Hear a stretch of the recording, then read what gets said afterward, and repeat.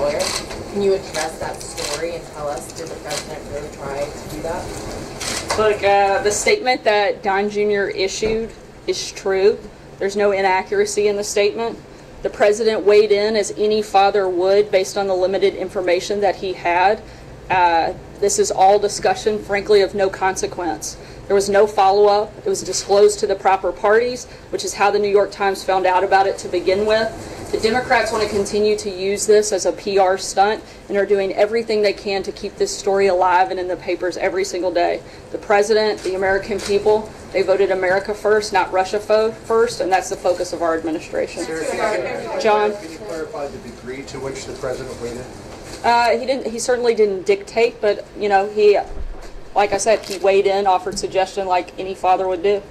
Did he not know what the... Stephen? We'll follow up on that. Was he aware at the time that Don Jr. had a meeting that was based on the pretext that he would be promised information that was negative about Hillary Clinton when he suggested that the statement only say that the meeting was primarily about Russian adoption policy? Like I said, the statement that was issued was true and there were no inaccuracies in the statement. I think what the bigger question is, everybody wants to try to make this some story about misleading. The only thing I see misleading is a year's worth of stories that have been fueling a false narrative about this Russia collusion and based on a phony scandal based on anonymous sources. And I think that is, if we're going to talk about misleading, that's the only thing misleading I see in this entire process.